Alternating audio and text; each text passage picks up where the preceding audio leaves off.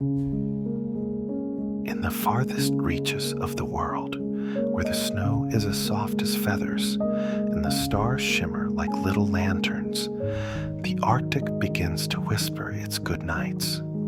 The icy air carries a peaceful hush, and the world is wrapped in a blanket of frost and dreams. High above, the northern lights paint the sky in swirls of green, pink, and gold, gently dancing like the Arctic's own lullaby. Below, nestled in the snowy landscapes, the animals of the Arctic prepare for their cozy slumber. "Good night, little polar bear," whispers the wind. On the edge of a snowy hill, a fluffy polar bear cub snuggles up to his mother. His white fur blends with the snow, making him look like a tiny cloud resting on the earth. He yawns a big polar bear yawn, his tiny paws stretching wide before he curls into a soft ball. "Dream of swimming through crystal clear waters and sliding down icy hills," says the moon. By the frozen shoreline, the seals are already dozing. "Good night, sleepy seals," the Arctic whispers. The plump little seal pups cuddle close to one another, their round, shiny eyes fluttering closed. Their soft barks grow quieter and quieter until all that's left is the sound of gentle breathing and the occasional splash of a sleepy wave. In the icy waters, a family of narwhals glides gracefully. "Good night, narwhals," sing the stars. The baby narwhals swim close to their parents, their tiny tusks just starting to grow.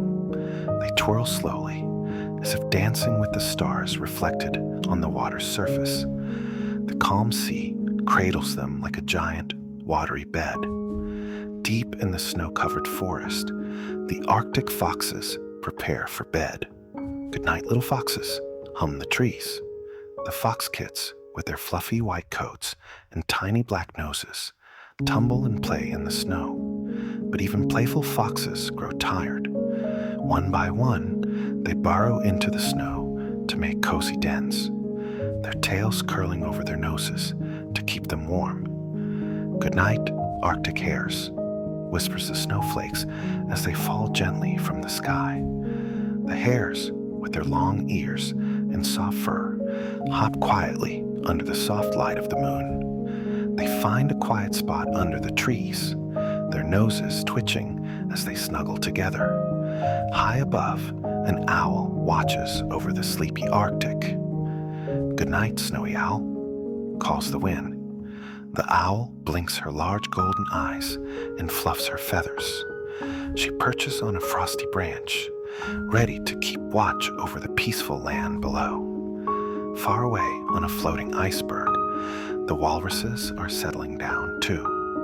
"Good night, walruses," says the icy breeze. The walrus calves cuddle against their mothers, their whiskers twitching as they dream. The ice creaks softly under their weight, as if it's singing them a lullaby. Even the smallest creatures, like the Arctic bumblebee, are ready for rest. "Good night, little bee," buzzes the chilly air.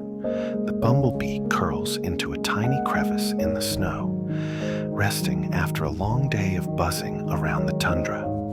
As the Arctic world grows quieter, the snow continues to fall softly, tucking everything in like a warm blanket. The stars above twinkle brighter, their light reflecting on the icy land below.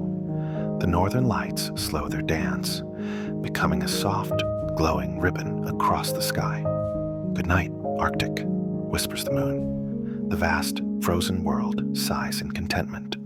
The polar bears, seals, narwhals, foxes, hares, owls, walruses, and even the little bumblebee sleep peacefully under the gentle care of the Arctic night.